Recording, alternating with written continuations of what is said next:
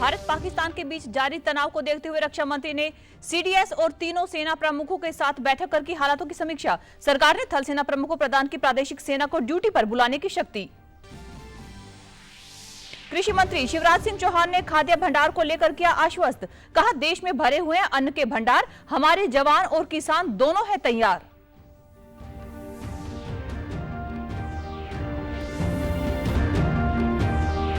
पाकिस्तान की भारत पर हमलों की नाकाम कोशिशों के बाद प्रदेश के कई जिले हाई अलर्ट पर। कई स्थानों पर आज रहेगा ब्लैकआउट। लोग अफवाहों पर ध्यान ना दें।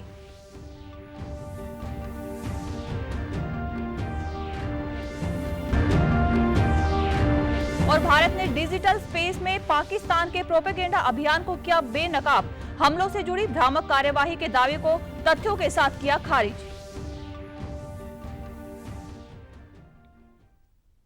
नमस्कार, मैं हूं पायल। अब समाचार विस्तार से। रक्षा मंत्री राजनाथ सिंह ने आज रक्षा मंत्रालय में एक बेहद महत्वपूर्ण बैठक की। इस बैठक में chief of defence staff general Anil Chauhan, तीनों सेनाओं के प्रमुख यानी वायु सेना प्रमुख air chief marshal AP Singh, थल सेना प्रमुख जनरल उपेंद्र द्विवेदी व नौसेना प्रमुख एडमिरल दिनेश कुमार त्रिपाठी मौजूद रहे। बैठक में रक्षा सचिव आर के सिंह भी मौजूद रहे। इस बैठक में आतंकवादियों के खिलाफ शुरू किए गए ऑपरेशन सिंदूर और उसके बाद की मौजूदा स्थिति की समीक्षा की गई। बैठक में पाकिस्तान के कारण सीमावर्ती इलाकों में उत्पन्न हुई पूरी स्थिति की समीक्षा भी की गई। इस बैठक में आगे की रणनीति और सैन्य तैयारियों पर भी चर्चा हुई। साउथ ब्लॉक में 2 घंटे चली इस समीक्षा बैठक में शीर्ष सैन्य नेतृत्व ने लड़ाकू वर्दी पहनकर हर तरह का मुकाबला करने का संदेश दिया। देश की वर्तमान सुरक्षा स्थिति पर तीनों सेनाओं ने सरकार को भरोसा दिलाया कि राष्ट्र की संप्रभुता और क्षेत्रीय अखंडता की रक्षा के लिए सभी नापाक मंसूबों का बलपूर्वक जवाब दिया जाएगा। इस बीच सरकार ने बड़ा फैसला करते हुए थल सेना अध्यक्ष को जरूरत पड़ने पर प्रादेशिक सेना को ड्यूटी पर बुलाने की शक्तियां प्रदान की हैं। इसे लेकर रक्षा मंत्रालय ने अधिसूचना जारी की है। गौरतलब है कि पाकिस्तान ने अब तक भारत के कई सैन्य और नागरिक ठिकानों पर अटैक किया है, जिसे भारतीय सेनाओं ने पूरी तरह से नाकाम कर दिया है। इसके साथ ही भारत ने जबरदस्त जवाबी कार्यवाही भी की है। पाकिस्तान द्वारा किए गए ड्रोन अटैक भी नाकाम किए गए हैं। पाकिस्तान को यहां भी बड़ा नुकसान हुआ है और उसके कई ड्रोन भारतीय सेना ने नष्ट कर दिए। पाकिस्तान के मिसाइल हमलों को भी प्रभावी ढंग से विफल किया गया है। सेना ने इसकी पूरी जानकारी रक्षा मंत्री को दी है। सेना के मुताबिक भारत S-400 वायु रक्षा प्रणाली ने पाकिस्तान की 8 मिसाइलों को हवा में ही नष्ट कर दिया। ये सभी मिसाइल हमले जम्मू कश्मीर में टारगेट किए गए थे। तीनों सेना प्रमुखों ने जम्मू कश्मीर से लेकर राजस्थान तक के विभिन्न इलाकों में पाकिस्तान द्वारा किए गए हमले और उसकी जवाबी कार्यवाही की जानकारी रक्षा मंत्री को दी है। इसके साथ ही बताया गया है कि किस प्रकार से भारत के एयर डिफेंस सिस्टम ने पाकिस्तान के हमलों को नाकाम किया। माना जा रहा है कि सेना ने इस दौरान बताया कि पाकिस्तान ने कहां-कहां पर और किन-किन हथियारों से हमले किए। भारतीय प्रतिक्रिया क्या रही? भारत के त्रिस्तरीय डिफेंस सिस्टम ने किस तरीके से पाकिस्तानी हमलों को नाकाम किया? भारतीय सेनाओं ने जवाब में किन इलाकों में और क्या-क्या कार्यवाही की? जानकारी के मुताबिक रक्षा मंत्री को भारतीय सेनाओं की तैनाती और तैयारी की भी विस्तृत जानकारी दी गई है। भारत ने पाकिस्तान की ओर से कल उत्तर पश्चिम सीमा पर किए गए हमलों को नाकाम करके जवाबी कार्यवाही की है। विदेश मंत्रालय की प्रेस वार्ता में कार्यवाही की जानकारी देते हुए विदेश सचिव विक्रम मिस्री ने इसे गैर जिम्मेदाराना और उत्तेजक बताया। उन्होंने कहा कि भारत ने पाकिस्तान की इस कायराना हरकत का सही जवाब दिया है। यह पाकिस्तान के दोहरे चरित्र को दर्शाता है। पाकिस्तान ने धार्मिक स्थानों को निशाना बनाया। उन्होंने कहा कि पाकिस्तान के धोखेबाजी को भारत सफल होने नहीं देगा। उन्होंने ननकाना साहिब पर हमला करने के आरोप को गलत बताते हुए इसे पाकिस्तान का दुष्प्रचार बताया। उन्होंने कहा कि भारत की अटूट एकता ही पाकिस्तान के सामने सबसे बड़ी चुनौती है।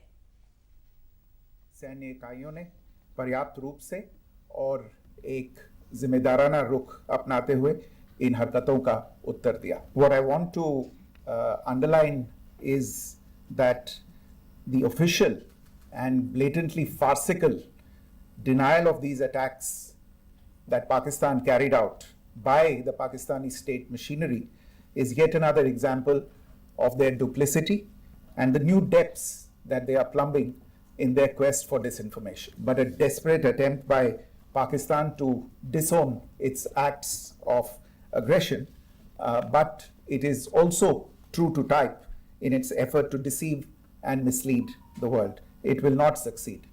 That we would attack our own cities is the kind of deranged fantasy that only the Pakistani state can come up with. Colonel Sofiya Qureshi ने बताया कि पाकिस्तान ने कल रात हवाई क्षेत्र का उल्लंघन करते हुए सैन्य ढांचों को निशाना बनाने की कोशिश की, जिसे नाकाम कर दिया गया। उन्होंने बताया कि एलओसी पर लेह से लेकर सर क्रीक तक ड्रोन से 36 स्थानों पर हमले की कोशिश की गई, जिसका मुंहतोड़ जवाब दिया गया। निशाना बनाने के इरादे से पूरी पश्चिमी सेना पर भारतीय वायु क्षेत्र का कई बार उल्लंघन किया। यही नहीं बल्कि पाकिस्तानी सेना ने नियंत्रण रेखा पर भारी कैलिबर वाले हथियारों से गोलीबारी भी की। अंतर्राष्ट्रीय सीमा और नियंत्रण रेखा पर लेह से लेकर सर क्रीक तक 36 स्थानों पर 300 से 400 लगभग ड्रोनों का इस्तेमाल घुसपैठ का प्रयास करने के लिए किया गया। भारतीय सशस्त्र बलों ने काइनेटिक्स व नॉन काइनेटिक साधनों का उपयोग करके इनमें से कई ड्रोन्स को मार गिराया। इतने बड़े पैमाने पर हवाई घुसपैठों का संभावित उद्देश्य वायु रक्षा प्रणालियों का परीक्षण करना और खुफिया जानकारी इकट्ठा करना था। भारतीय सशस्त्र बलों ने कल रात ड्रोन और अन्य हथियारों से उत्तरी और पश्चिमी शहरों को निशाना बनाने के पाकिस्तान के सभी प्रयासों को विफल कर दिया। पाकिस्तानी सैनिकों ने जम्मू कश्मीर में नियंत्रण रेखा पर कई बार संघर्ष विराम का उल्लंघन किया।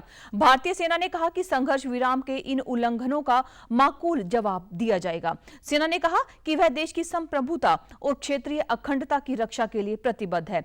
सेना ने कहा कि सभी नापाक मंसूबों का बलपूर्वक जवाब दिया जाएगा। मुख्यालय एकीकृत रक्षा स्टाफ के अनुसार पाकिस्तान ने जम्मू, पठानकोट और उधमपुर में सैन्य स्टेशनों और अंतर्राष्ट्रीय सीमा के पास के स्थानों को भी निशाना बनाने का प्रयास किया। हालांकि भारतीय सशस्त्र बलों ने हमले को सफलतापूर्वक विफल कर दिया और किसी भी जान के नुकसान की सूचना नहीं है। लेफ्टिनेंट जनरल राजीव चोपड़ा ने कहा कि पाकिस्तान ने भारत के विरुद्ध भ्रामक दुष्प्रचार का अभियान शुरू किया है। उन्होंने सभी नागरिकों से आग्रह किया है कि किसी भी प्रकार की जानकारी के लिए केवल आधिकारिक सूचना पर ही भरोसा करें। बढ़ते तनाव के बीच गृह मंत्री अमित शाह ने सीमा की स्थिति का जायजा लेने के लिए सीमा सुरक्षा बल के महानिदेशकों के साथ बात की। उन्होंने हवाई अड्डे की सुरक्षा के संबंध में केंद्रीय औद्योगिक सुरक्षा बल के महानिदेशकों के साथ भी चर्चा की। वहीं पाकिस्तान ने जम्मू कश्मीर के सतवारी, सांबा, आरिसपुरा और अरनिया पर 8 मिसाइलें दागी हैं।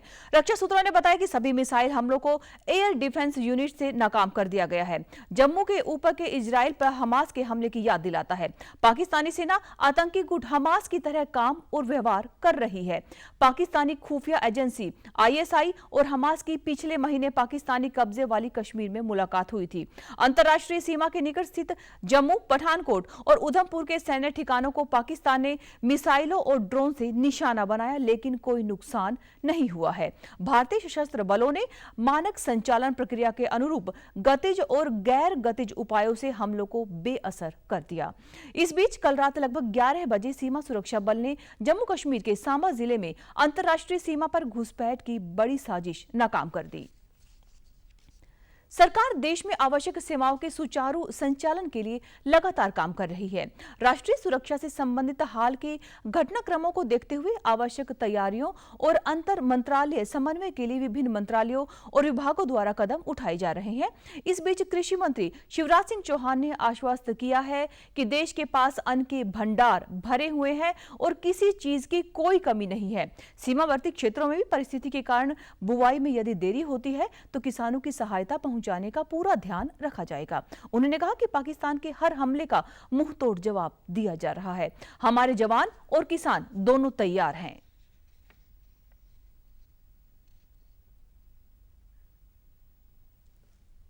खाद्यान्न की कोई कमी ना आए, खाद्य सुरक्षा सुनिश्चित की है और किसी को चिंता करने की जरूरत नहीं है।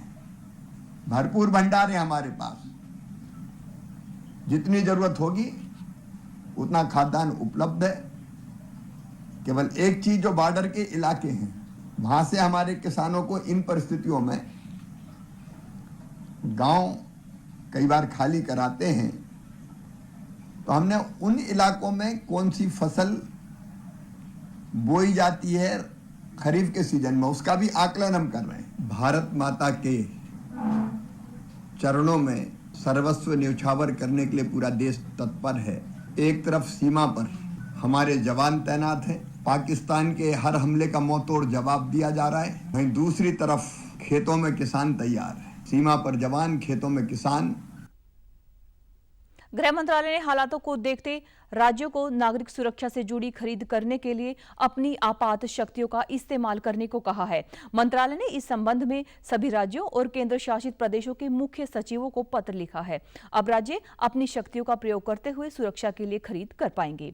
केंद्रीय स्वास्थ्य मंत्री जेपी नड्डा ने आज नई दिल्ली में बैठक कर देश के सभी स्वास्थ्य केंद्रों और स्वास्थ्य बुनियादी सुविधाओं की समीक्षा की। इस दौरान बताया गया कि देश की स्वास्थ्य प्रणाली के कंट्रोल सेंटर से पूरी निगरानी की जा रही है। अस्पताल किसी भी स्थिति से निपटने के लिए पूरी तरह से तैयार है। इसी बीच सार्वजनिक क्षेत्र के बैंकों ने कहा है कि सभी एटीएम और धनराशि जमा करने की मशीनें, धन निकासी तथा सभी बैंकिंग डिजिटल सेवाएं पूर्ण रूप से संचालित हो रही हैं और आम जनता के इस्तेमाल के लिए उपलब्ध हैं। एक परामर्श में बैंकों ने ग्राहकों से किसी भी अनधिकृत सूचना पर भरोसा न करने की सलाह जारी की है। बीसीसीआई ने जारी तनावपूर्ण हालातों को देखते हुए आईपीएल के मौजूदा संस्करण को एक हफ्ते के लिए तत्काल स्थगित करने की घोषणा की है। बोर्ड ने बयान जारी करते हुए कहा कि आईपीएल की नई सारणी और मैचों के स्थानों की घोषणा अगले सही समय पर की जाएगी। उधर अफवाहों से बचने की सलाह देते हुए भारतीय तेल निगम ने कहा है कि भारत के पास पर्याप्त मात्रा में तेल और गैस मौजूद है, लोग अफवाहों पर ध्यान न दें। केंद्रीय सूचना एवं प्रसारण मंत्रालय ने आज सभी मीडिया चैनलों को रक्षा अभियानों की लाइव कवरेज को लेकर एडवाइजरी जारी की है। उन्होंने रक्षा अभियानों और सुरक्षा बलों की गतिविधियों की लाइव कवरेज से बचने की हिदायत दी है। केंद्रीय सूचना एवं प्रसारण मंत्रालय ने आदेश में कहा है कि सभी मीडिया चैनलों को रक्षा अभियानों और सुरक्षा बलों की आवाजाही के लाइव कवरेज को दिखाने से परहेज करने की सलाह दी जाती है।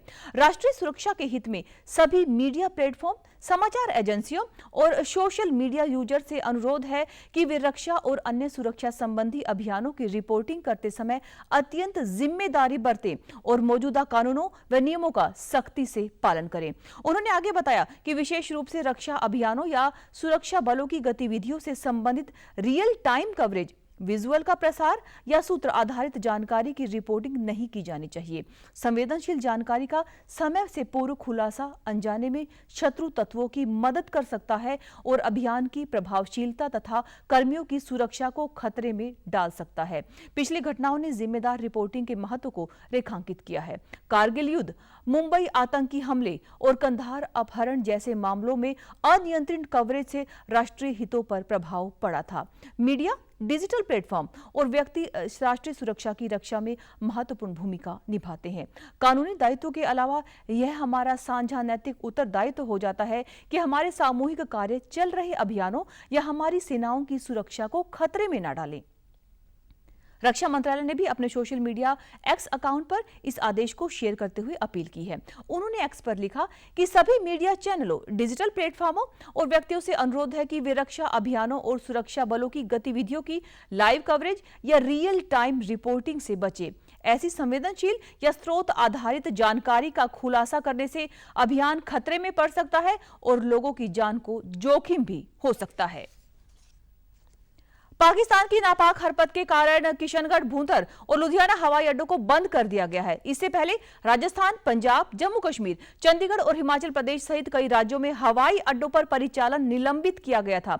इसी बीच नागर उड्डयन मंत्रालय ने मीडिया की उन खबरों का खंडन किया है जिसमें कहा गया है कि देश भर के हवाई अड्डे बंद किए गए हैं। इधर दिल्ली हवाई अड्डे ने यात्रा संबंधी परामर्श जारी करते हुए कहा कि विमान परिचालन सामान्य है। हवाई क्षेत्र की बदली परिस्थितियों और कड़ी सुरक्षा के कारण कुछ उड़ानें प्रभावित हुई हैं।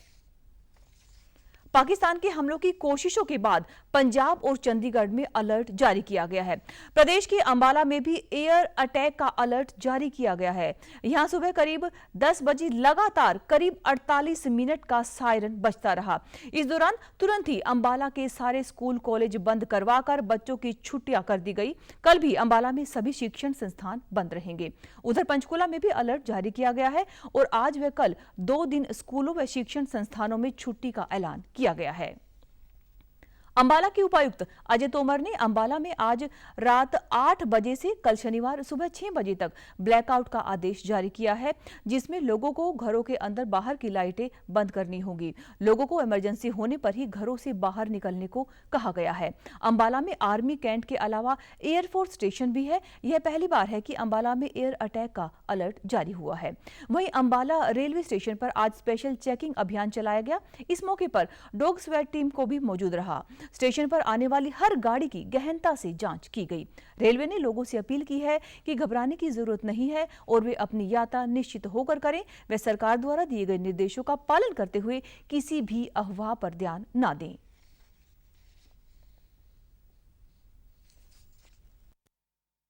देश की जो सुरक्षा का जो सिनेरियो है आपके सामने है, तो ये हमारा एक रूटीन चेकिंग है इसके संदर्भ में।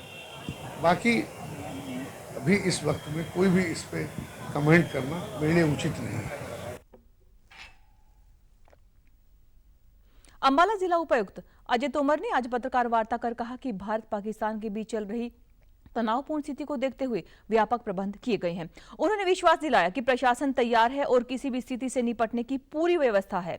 उन्होंने आगे बताया कि आज पूरी तरीके से ब्लैकआउट रहेगा। इस दौरान लोग ध्यान रखें कि घरों की रोशनी बाहर बिल्कुल ना दिखाई दे। लोग वाहनों की लाइट्स का भी इस्तेमाल ना करें। उन्होंने कहा कि ड्रोन उड़ाने पर भी प्रतिबंध है। यदि कोई ड्रोन उड़ता मिला तो उस पर कार्यवाही की जाएगी। डीसी ने लोगों से भी अपील की कि कोई ड्रोन उड़ाता मिले तो उसकी जानकारी जरूर दें। अंबाला में आज ड्रोन को लेकर सुबह 10:20 पर अलर्ट आया था, जिसके बाद सायरन बजाया गया।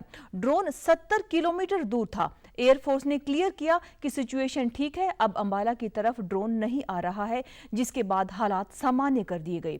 उन्होंने कहा कि लोगों को एयर सायरन की जानकारी जरूर दी जाए। 10:20 पे एयरफोर्स की तरफ से हमें वार्निंग आई कि एक ड्रोन स्पॉट किया है उन्होंने, जो कि अंबाला की तरफ भी बढ़ सकता है। At that time it was 70 kilometres away from Ambala. उसकी सूचना मिलती ही हमने अपने यहाँ पे सायरन स्टार्ट किया और जितने भी हमारी डिजास्टर मैनेजमेंट फोर्स है, जो इमरजेंसी सर्विसेज है, police, ambulance, fire, SDRF and home guard, उन सबको हमने स्टैंड बाय मोड पे इमीडिएटली लिया है कि कोई भी सिचुएशन आती है कि नहीं। ये सिचुएशन करीब 10-15 मिनट तक गई। उसके बाद में एयरफोर्स के द्वारा बताया गया कि ड्रोन हमारी तरफ नहीं आ रहा है, it has not been spotted for some time. तो हमने वो सायरन ऑफ कर दिया एंड करीब उसके आधा घंटे के बाद it was all clear saying कि एवरीथिंग इज ओके। मैं अपील करूंगा सभी अंबाला वासियों से कि बिल्कुल भी पैनिक ना करें। किसी भी ऐसी सिचुएशन में अगर कोई अटैक भी होता है तो हमारी जो डिफेंस फोर्सेज है वो पूरी तरीके से तैयार है रिपल्स करने के लिए, ऐसे अटैक को उसको न्यूट्रलाइज करने के लिए। भारत और पाकिस्तान के बीच तनाव के मद्देनजर प्रदेश के कई जिले हाई अलर्ट पर हैं। प्रदेश सरकार ने हरियाणा सरकार से निर्देश दिए हैं कि विभिन्न विभागों, बोर्डों, निगमों, उपक्रमों और विश्वविद्यालयों आदि के अधिकारी कर्मचारी अपना मुख्यालय या स्टेशन राज्य के अंदर कायम करें। इसके अलावा कोई भी कर्मचारी आगामी आदेशों तक अपना मुख्यालय या स्टेशन न छोड़े। मुख्य सचिव कार्यालय द्वारा इस आशय के निर्देश जारी किए गए हैं। कुरुक्षेत्र विश्वविद्यालय ने 9 व 10 मई को होने वाली परीक्षा फिलहाल स्थगित कर दी है। वहीं HPSC ने भी 11 मई को सहायक प्रोफेसर के पद हेतु रसायन विज्ञान की होने वाली परीक्षा स्थगित कर दी है। उधर दिल्ली से सटे फरीदाबाद में आज उपायुक्त विक्रम यादव ने तमाम विभागों के अधिकारियों के साथ आपातकालीन बैठक की और जरूर दिशा निर्देश दिए। इस दौरान उन्होंने कहा कि देश की वर्तमान परिस्थितियों के मद्देनजर सभी सरकारी विभागों के अधिकारियों और कर्मचारियों की छुट्टियां रद्द कर दी गई हैं और किसी भी स्थिति से निपटने के लिए उन्हें 24 घंटे तैयार रहने के लिए कहा गया है। बचाव टीम और स्वास्थ्य विभाग को भी अलर्ट रहने के आदेश दिए गए हैं। उन्होंने आम जनता से अपील की है कि वह किसी भी तरह की अफवाह से बचे और उसे आगे बढ़ाने का काम ना करें। सोशल मीडिया पर भी कोई भी जानकारी डालने से पहले उसे क्रॉस चेक करें और संबंधित अधिकारी से उसकी जानकारी हासिल करें। बिल्कुल ही सारी टीमें अलर्ट पे हैं जी, और आज की स्पेशली तैयारी के लिए थी कि लोग तैयार रहें आगे क्या करना है क्या नहीं करना, क्या स्पेसिफिकली क्या चीज़ नहीं करनी, वो ज़्यादा ज़रूरी है। अब जैसे कि अभी देखने में आया था मॉक ड्रिल के दौरान भी कई, या कल या परसों में भी कई फेक न्यूज़ या अनवेरीफाइड न्यूज़ चल रही थी। तो लोगों से मेरा आग्रह ये, कृपया करके कोई भी अनवेरीफाइड न्यूज़ उसको आगे ना बढ़ाएं, कृपया करके वेरीफाई करें उसको, या तो आधिकारिक सूत्र से या फिर किसी भी आधिकारिक बंदे से, तो वो कृपया करके वेरीफाई करें, बिना वेरीफाई करें ना चलाएं, क्योंकि इस दौरान अगर अनवेरीफाइड न्यूज़ चलती है तो उसके रिपरकशन काफ़ी ज़्यादा हो सकते हैं।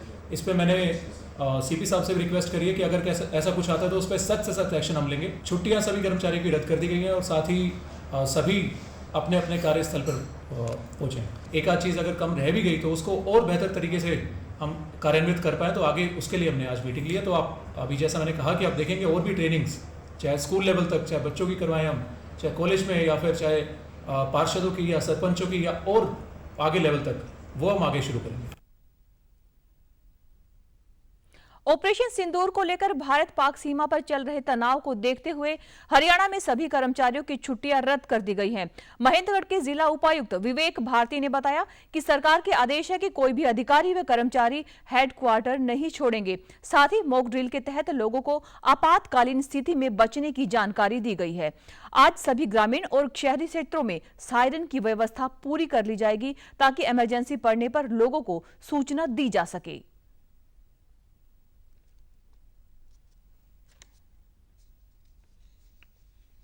प्रशासन अपनी तरफ से पूरी व्यवस्थाएं कर रहा है।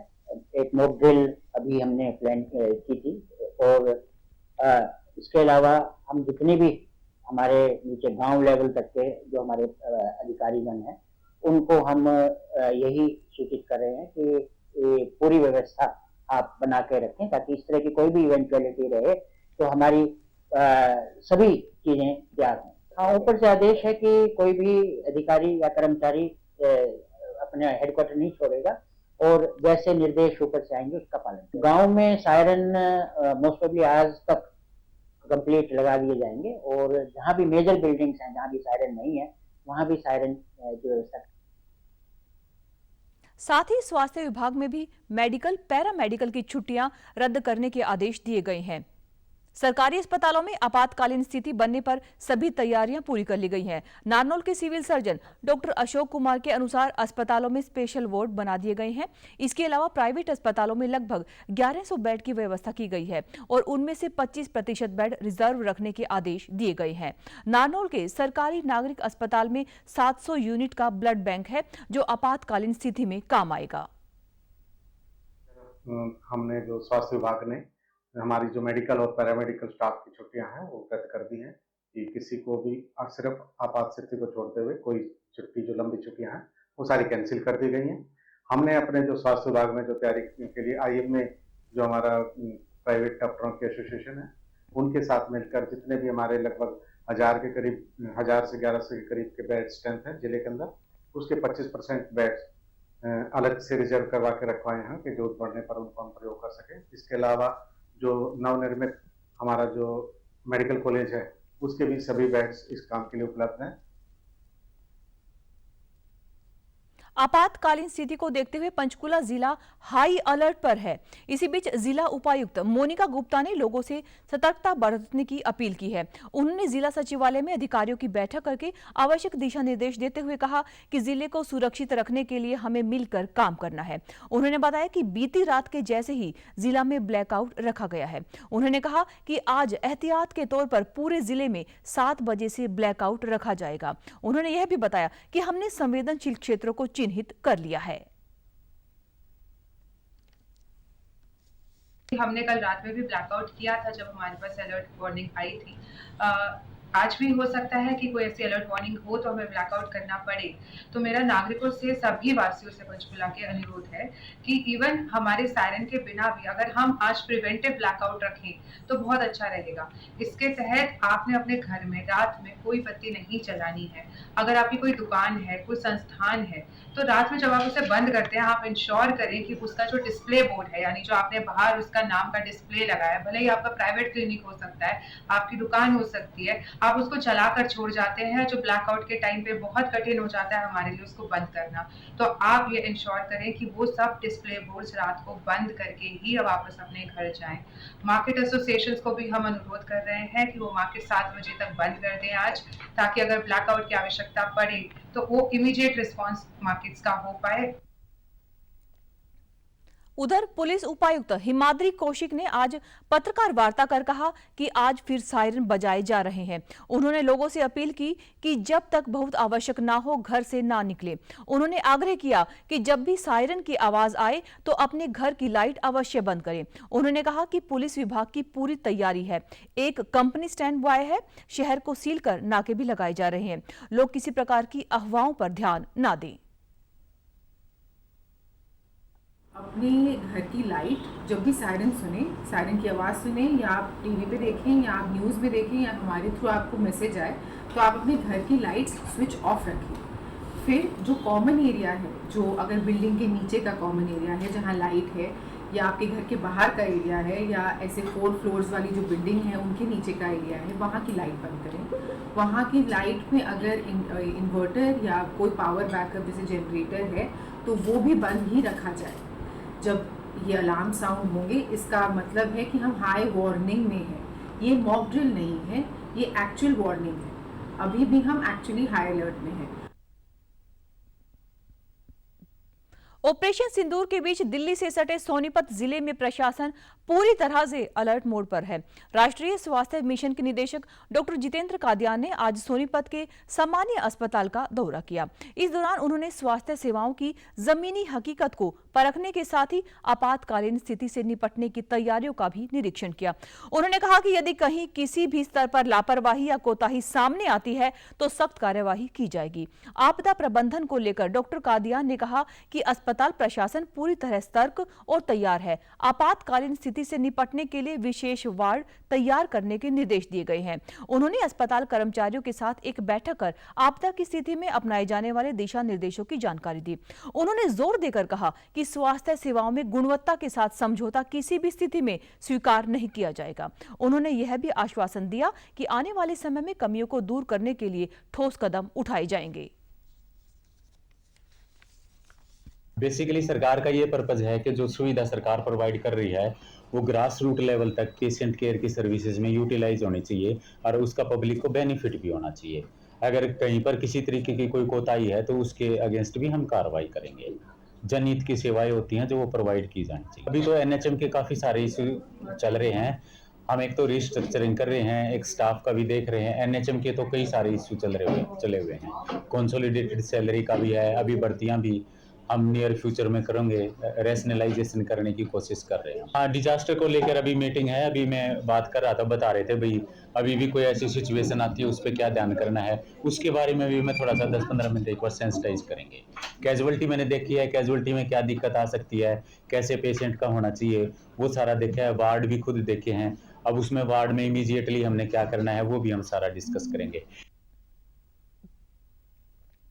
भारत पाकिस्तान तनाव के बीच सबसे पहले आपके साथ हम महत्वपूर्ण जानकारी साझा कर रहे हैं। MIB ने सोशल मीडिया प्लेटफॉर्म पर हैशटैग के साथ इंडिया फाइटर्स प्रोपेगेंडा अभियान शुरू कर दिया है। इस अभियान को समर्थन देने और इसे आगे बढ़ाने के लिए सभी से अनुरोध भी किया गया है कि वो संबंधित विभागों, मीडिया इकाइयों के सभी आधिकारिक सोशल मीडिया अकाउंट पर इसे प्रोफाइल चित्र के रूप में डालें। हम देख रहे हैं कि किस तरह से एक फेक प्रोपेगेंडा चल रहा है जिसको बढ़ाने की लगातार कोशिशें की जा रही हैं, लेकिन इस फेक प्रोपेगेंडा में किसी को भी नहीं आना है। सोशल मीडिया पर 2-3 दिनों के लिए ATM बंद होने का गलत दावा भी किया जा रहा है। PIB ने फैक्ट चेक के इस दावे को पूरी तरह से गलत और भ्रामक बताया है। बयान में कहा गया है कि ATM सामान्य रूप से काम करते रहेंगे। हम आपको लगातार बता रहे हैं कि किस तरह से भ्रामक खबरें फैलाने का काम किया जा रहा है, लेकिन इस फेक प्रोपेगेंडा में किसी को भी नहीं आना है और फैक्ट चेक के साथ ही आपको उन बातों की पुष्टि करनी है और उस पर भरोसा करना है। एक लंबी सूची है कि किस तरह से पाकिस्तान की तरफ से एक फेक प्रोपेगेंडा चलाया जा रहा है, लेकिन फैक्ट चेक साथ के साथ ही इस फेक प्रोपेगेंडा को आपके सामने लाएगा।